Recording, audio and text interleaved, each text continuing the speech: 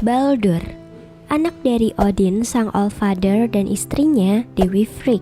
Dia adalah suami dari Dewi Nanna sang kedamaian, sosok yang paling lemah lembut dan dicintai di seluruh Asgard. Mereka berdua diberkati seorang putra bernama Forseti, sang dewa keadilan dan rekonsiliasi. Di rumahnya, tepatnya di aula megahnya yang bernama Breidablik, kehadiran Baldur yang menenangkan meringankan segala masalah yang dimiliki semua orang. Namun, tiba-tiba suatu hari, dia diganggu dengan permasalahannya sendiri. Setiap malam Baldur memimpikan suatu hal yang mengerikan, yaitu penglihatan tentang hari kematiannya yang akan segera tiba. Demi melindungi anaknya dari ramalan yang mengerikan ini, Frigg berpergian melintasi 9 dunia di Yggdrasil. Sebagai ibu yang gak mau melihat anaknya mati, dia rela meminta setiap makhluk hidup ataupun mati, termasuk hewan, tumbuhan, dan segala jenis senjata serta penyakit agar mereka tak menyakiti Baldur. Ketulusan dan kebaikan hatinya menggerakkan hati setiap makhluk dan benda yang dia temui. Mereka semua dengan senang hati menerima permintaannya dan berjanji tidak akan menyakiti Baldur. Hal ini membuat Baldur secara tak langsung menjadi sosok yang kebal terhadap apapun. Dewi Frigg kembali ke Breidablik dan menyelenggarakan sebuah pesta besar untuk merayakan berkah yang diterima anaknya ini. Di tengah pesta yang meriah, para dewa berinisiatif untuk menguji kekebalan Baldur. Hal ini menjadi sebuah pertunjukan. Setiap dewa mencoba menyerang Baldur dengan segala jenis senjata, dan memang terbukti kalau Baldur menjadi sosok yang kebal terhadap apapun.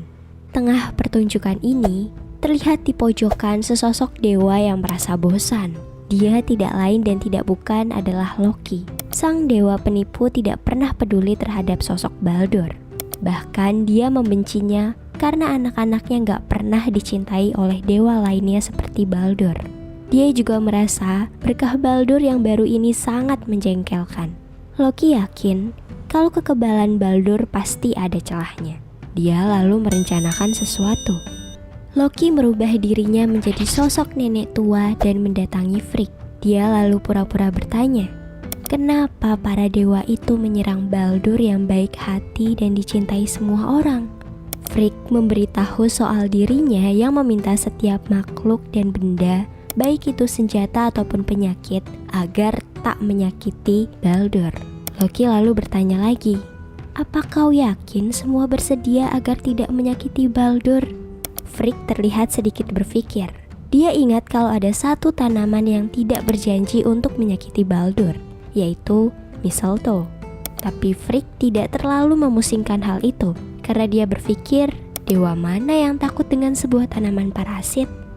Dengan ini, Loki langsung mengetahui apa kelemahan Baldur. Dia lari keluar untuk mencari setangkai mistletoe. Ketika dia udah mendapatkannya dan kembali ke pesta, dia melihat pesta menjadi semakin ramai dan meriah. Tapi dia juga melihat gak semua dewa menikmati pesta ini. Di pojokan terlihat Hodur, sang adik dari Baldur yang buta dan tak mempunyai senjata sedang diam bersedih. Melihat kesempatan ini, sang dewa penipu menawarkan Hodur kesempatan untuk menikmati pesta ini. Loki membuatkan Hodur sebuah senjata yang terbuat dari mistletoe. Ada yang bilang senjata itu adalah tombak, dan ada yang bilang kalau senjata itu adalah panah. Loki lalu membimbing langsung sang dewa yang buta itu untuk mengarahkan senjatanya ke arah Baldur. Dengan segala keyakinannya, Hodur melesatkan senjatanya ke arah Baldur yang lalu langsung menembus dada kakaknya itu. Sang dewa yang kebal kini merasa kesakitan. Dia perlahan terjatuh bersamaan dengan nyawanya yang menghilang. Semua yang ada di pesta terlihat syok. Mereka terdiam dan gak bisa berbuat apa-apa melihat kematian Baldur. Frigg tiba-tiba langsung menawarkan segala cinta dan kebaikannya untuk siapa saja yang berani pergi menemui Hel di Underworld untuk membawa Baldur kembali. Satu-satunya dewa yang saat itu bersedia adalah Hermod, salah satu saudara Baldur. Dengan bantuan dari kuda Odin, Sleipnir, Hermod pergi menuju Hel untuk membawa kembali Baldur. Sang dewa berpergian selama 9 hari 9 malam, melewati ratusan mayat dan tanah yang dipenuhi tulang belulang. Ketika dia akhirnya berhasil menemui sang ratu Underworld, Hermod langsung meminta dengan melas ke Hel agar dia mau mengembalikan saudaranya itu. Hel mempertimbangkan permintaan ini karena merasa kasihan, tapi dia mau tahu dulu sejauh mana para dewa bisa berkabung. Dia setuju untuk melepaskan jiwa Baldur jika Hermod bisa membuktikan bahwa tiap makhluk bersedih atas kematian Baldur. Hermod langsung kembali ke dunia para makhluk hidup. Dia menemui semua makhluk dan benda yang pernah ditemui Frigg sebelumnya. Semua makhluk itu menangis atas kematian Baldur dan meminta Baldur untuk dikembalikan. Sementara itu, Loki melihat apa yang Hermod lakukan sebagai penghinaan baginya. Dia tidak mau apa yang udah dia lakukan gagal.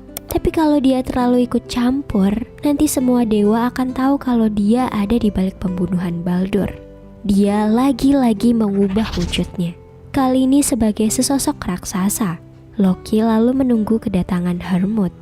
Ketika Hermod datang, semua yang ada di situ dari angin sampai batu menangis dan meminta Baldur kembali. Namun Loki sebagai raksasa tidak meneteskan air matanya sedikit pun. Hermod memintanya sampai berlutut. Namun sang raksasa tetap tak bergeming. Dengan segala harapan terakhirnya, Hermod mulai meratapi kematian Baldur lagi dan usahanya yang gagal. Tapi tiba-tiba Loki gak bisa menahan ketawanya melihat Hermod yang menangis. Ketawa Loki sudah sangat dikenal di antara para Asgardian. Hermod pun sadar kalau dia lagi dikerjain sama Loki. Sewaktu Hermod ingin menyerangnya, Loki merubah wujudnya lagi menjadi seekor ikan salmon. Dia kabur dengan berenang menyisiri sungai. Loki berhasil kabur, sampai tiba-tiba Thor datang untuk menangkapnya. Thor membawa Loki ke sebuah gua untuk dihukum. Loki diikat dengan menggunakan isi perut dari anaknya sendiri. Dia juga dijaga sesosok monster ular yang selalu meneteskan racun ke dirinya. Untungnya, istri Loki, Sigyn, datang untuk menadah racun yang menetes ke Loki dengan sebuah baskom. Namun setiap kali Sigyn pergi untuk mengosongkan baskom itu, racun dari sang ular langsung menetes ke Loki. Dan Loki berteriak kesakitan sangat dahsyat sampai mengakibatkan gempa bumi. Suatu hari Loki akan terbebas dan kebenciannya terhadap para Asgardian akan memuncak. Dia akan bergabung dengan para Jonar dan membawakan para Asgardian hal yang paling mereka takuti, Ragnarok. Demikianlah kisah bagaimana Baldur mendapatkan kekebalannya dan bagaimana juga dia bisa dikalahkan oleh Loki. Mohon maaf apabila ada kesalahan pengucapan kata ataupun kalimat. Jangan lupa buat mampir ke TikTok dan juga Instagramku. Dan yang pastinya subscribe channel ini juga ya. Oke deh, aku Veronica Indah. Thanks for watching. See you next. Bye-bye.